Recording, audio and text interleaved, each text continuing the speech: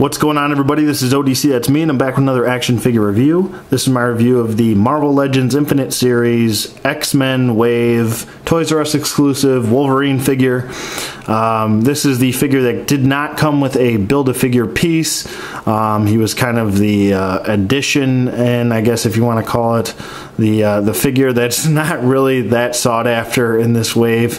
This figure does have a few problems with it, but there's some brighter spots, I guess, here and there. I tend to nitpick, and I tend to think that the other Wolverines that we've gotten are probably much better than this Wolverine, paint application wise. I don't know. A lot of this, actually, this figure reminds me of the X-Men box set because there's inconsistencies in the paint work. And just QC issues here and there. But for number one, I kind of have him in this squatted down, kind of staring at his claws pose. I don't know why. But, I mean, you pretty much know what you're getting. We've seen this body mold before. I think this is the preferred body mold, for me at least, for Wolverine. It's a shorter body, and I actually really like this. It's easy to maneuver him. It's easy for him to stand. I don't really have any problems, any issues with that factor, with his articulation or anything like that. I love his articulation, and I think this is one of the best. I just took this his claws out of his other hand just because I was doing that pose. But anyway, I mean, it's an unmasked version. I bought the whole wave, so it came with him. If I didn't buy the entire wave or pre-order the entire wave, then I probably would have passed on this figure, to be honest with you. And but for the sake of my channel, for the sake of you guys, I decided to get the entire wave. And you know, maybe I kind of wanted it because I thought maybe the head sculpt would look a little bit better. I didn't think the paint apps would be so bad. But by the time I got this wave, it was later, and I'd seen the issues and other reviews. Also, he's got some inconsistencies with his arm hair. I mean, if you're gonna do arm hair, just do it properly. Don't distribute it in just random spots. Like it looks like they shifted it over. There should be hair over here and over here.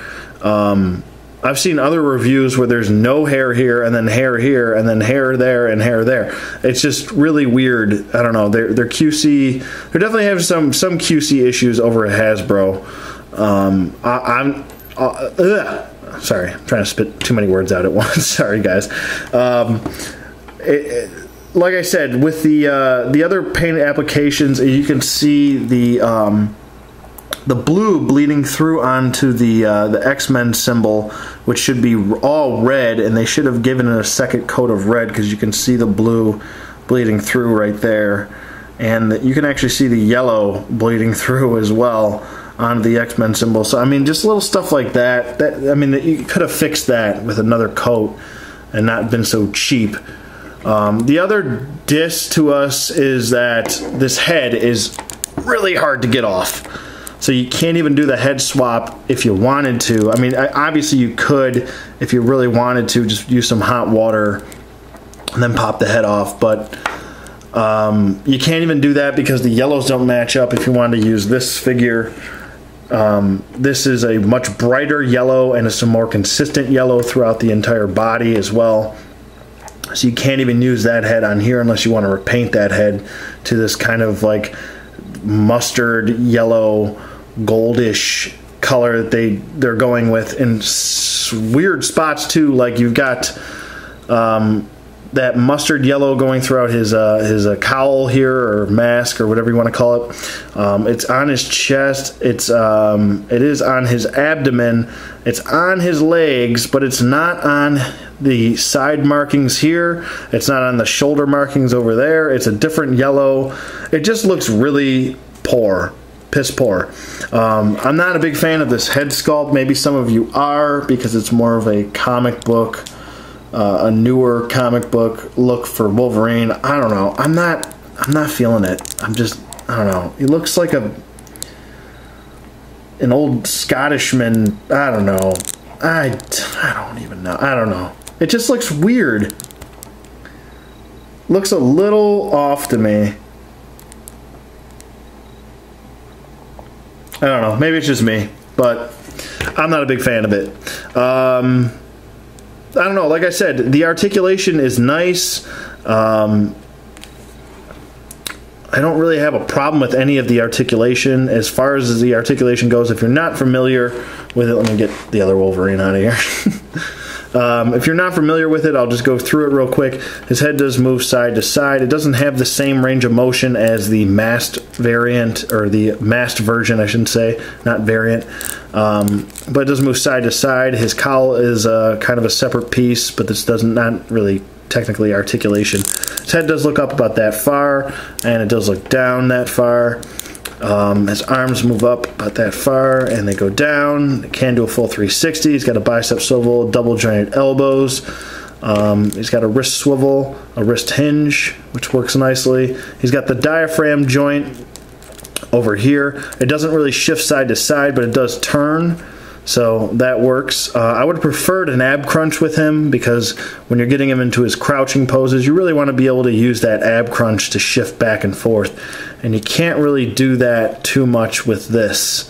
That would be one thing I would just change to this body mold. I think keep the body mold, but just change to an ab crunch. He's got a waist swivel. He's got wide jointed hips, but these wide jointed hips are different. I would prefer a T-jointed hip, but you can also go forward and you can go back with it.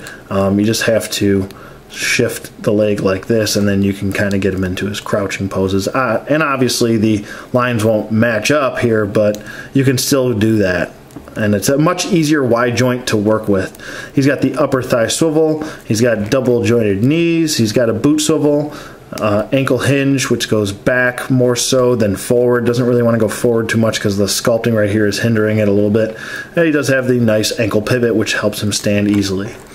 I don't know. The other inconsistency is the X-Men symbol here is much darker in every way than this X-Men symbol here. I understand that they're different types of X-Men symbols, but still, if you're going to be consistent with something, then just make sure that these paints are at least as dark as that paint, so this paint's not as bold. I don't know. It's just something, little nitpick thing that bothers me.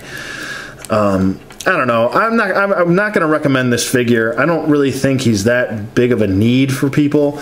If you have this figure, I would suggest you get this guy, or keep him and not even bother to spend the money. I mean, you don't really need him, to be honest with you. This is kind of like this is totally going to be a peg warmer in my book, at least I think.